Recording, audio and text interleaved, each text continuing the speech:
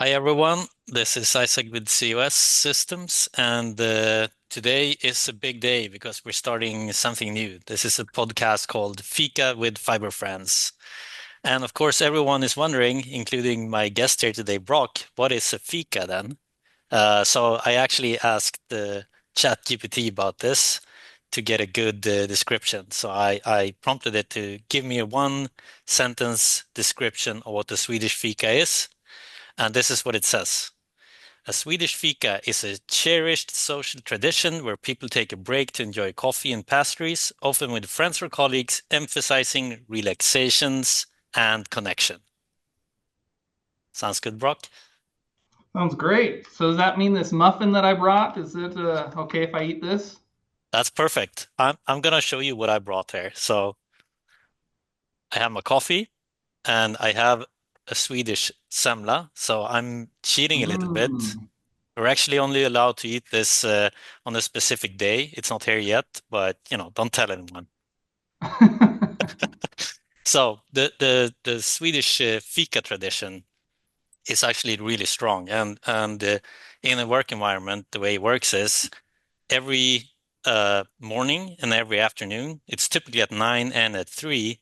You have a break, so you go to your fika room, the break room, and you have a 15-minute break. So and what is nice about it is that you change environment a little bit, you have something nice to eat, and you just chat with your colleagues. So that's what we're gonna do. The thing is, a fika break is only 15 minutes. So that's what we have here, 15 minutes. I'm gonna start it now, and then we're gonna get going, Brock. After when the alarm goes off, we're going back to work. Okay? Okay, sounds good. Okay, so who are you, Brock? Can you tell me a little bit about yourself and the company you work for? Brock Walters, I am the CIO of Silver Star Communications. I'm new to this role. I just started in January as the CIO, but I've been with the company for 7 years. Silver Star is a company in Wyoming and Idaho where we've been serving traditional internet and telephone customers for many years. And over the last few years, we've been doing open access and building open access. And that's how I got to know Isaac. Really cool. Yeah, no, we've known each other some time, so uh, good for more people to get to know you. And so when you talk about open access, what I would like to know more about is like how it has been, maybe a little bit the background why you went into it, and then I know the first two cities you've been working in, Rexburg and Jackson, they're off to the races, and just a little bit about how it's going. Yeah, so I would say overall it's going really well. We've had a little bit of learning, and we before this we'd actually been a participant or RSP on two different networks. And through that, we looked at those and we said, this isn't bad, but we need to change the model just a little bit because we feel like when done right, this can be a win for consumers and a win for the providers and a win for the infrastructure owners, for everybody. As So we've done that, what we was the started. what Oh, so what was the difference then? what was the difference? We really feel like some of the open access that we've been a part of removes the ability for us to differentiate ourselves. For example, we had one that we participated in, and we couldn't see past really where we had a handoff on the customer experience. And we actually had no control in like the Wi-Fi experience or anything because it had all been dictated by that open access. And the other one was really, they had really focused on just pricing and the information that they gave to the end consumer that they were building the open access for was really focused on just what that price point was for the gigabit. And we feel like there's a real differentiation, and there's a lot of ISPs that may focus only on that dollar amount per gig, but there's also a large group that really focus on that customer experience and are trying to provide that. And that's what we try and tailor ours to. So So to me, that sounds really smart, and that's what we've seen. With we have a lot of history over in Sweden with open access, and you know, it sounds like you're saying it doesn't have to be a race to the bottom, which you sometimes hear, and we haven't seen it that way. And of course, you can have the price fighter options, but that they're not the biggest ones from my experience, at least. I don't know how like one thing you often hear is that on these networks, there's going to be, you know, a competition will drive quality, and that will drive take rates. More choice will drive take rates. Can you tell me something about how you've been doing? So we're about two-thirds of the way built for a community that has how many locations? About 10,000 passings. That's Rexburg. And then we have another one over in Jackson, Wyoming. So Rexburg, Idaho, and Jackson, Wyoming. So we're about two-thirds with Rexburg, about half the way done with Jackson. We'll finish up the end of 2025 with both of the construction to complete both of the complete overbuilds. Take rate wise, we're really seeing there's a definite percentage for the lowest person, or this, you could say the lowest priced RSP on our market. There's a percentage that goes there, Mhm. but I would say, and I can see the numbers on the back end, the majority of those that are signing up for services are actually not going with the cheapest price on ours. We have facilitated different ways, whether it's custom installs or routers that are provided, mesh units that are provided, several other pieces, and different ways to allow these RSPs to differentiate. That we're happy to say that this isn't a race to the bottom, that these customers are walking away, and we have many reviews to say that they're walking away happy, that they're not frustrated with their experience with their internet provider, which makes us happy. So one of the things that we're doing is there's no data caps and there's no contracts, and which is kind of scary because we're doing all the construction for free, but we are convinced that we're going to make these customers happy. And so if they're happy, they're going to stay. And so we'll be able to keep them and continue monetizing our infrastructure. But So, anyways, it's a lot more focused on making that customer so are enjoy the experience. s- uh, so are you like if I came into your network and I wanted to be as an RSP and I'm gonna promote my Mhm. services and I wanted to lock people up for 24 months, couldn't I? Or do you think, or like, are you enforcing it, or would it be like I'm not competitive against others that work with no contracts? That's a great question, is because I feel like we have not dictated that our RSPs can't do contracts. And the system that we're using, so we use COS, allows them to have contracts with these customers if we want to. But the difference is that when you start introducing competition and healthy competition into a market, some of these detractors that you hear, the complaints that customers really don't like, they just go away because the natural market competition helps to, if you're the only one offering a contract and there's three other providers, that's what we have, is four providers on our networks. um, it's going to take a certain amount of people away from you because they don't want to be locked into a contract. You'll still get some, and you may have to do some other things to incentivize them, and that may be how you want to differentiate. So we're not going to dictate that, but so far none of our RSPs have wanted to lock people into contracts because they understand that customers really don't like that. Yeah.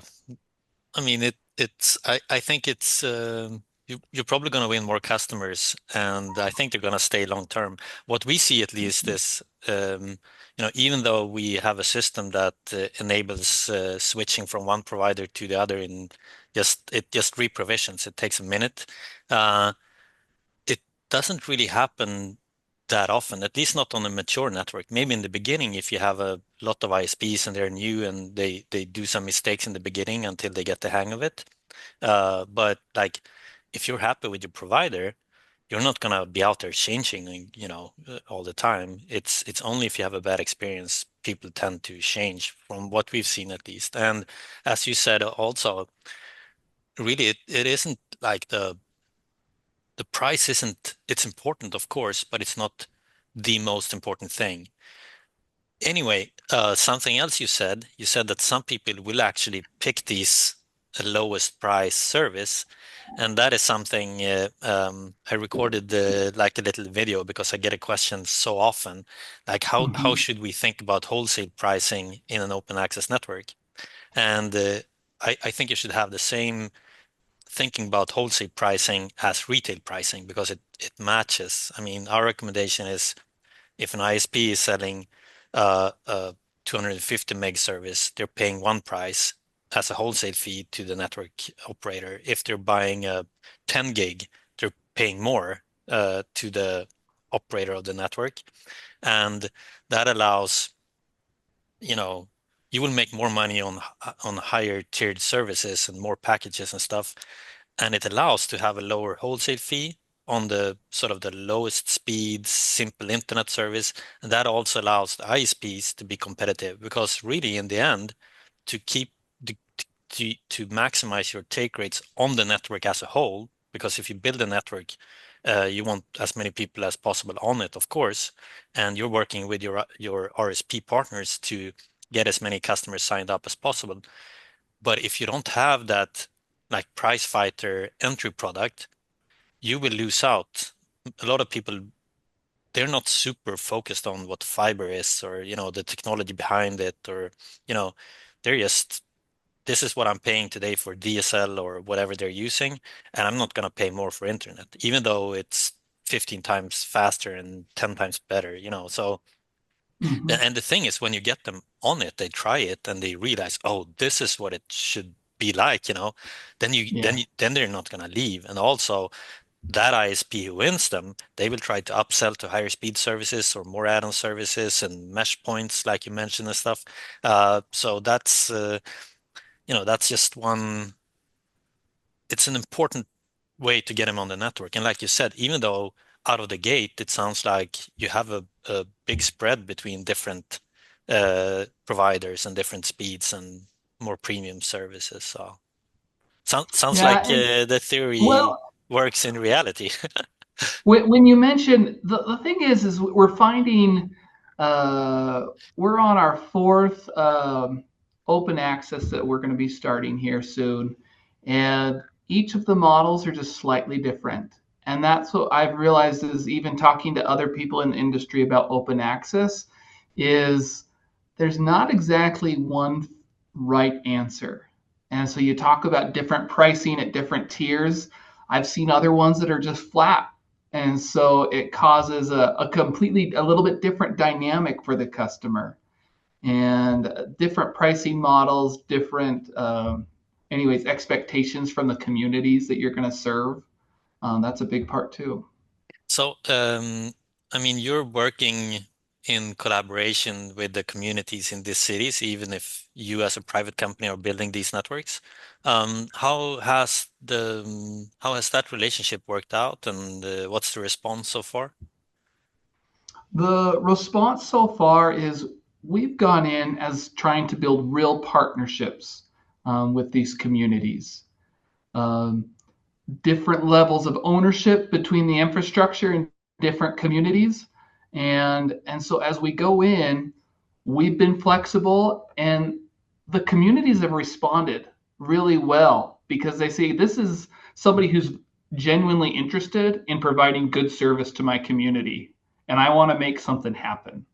And so, with one of the communities, they own the backbone that they've paid for, and we're building all the distribution off of it.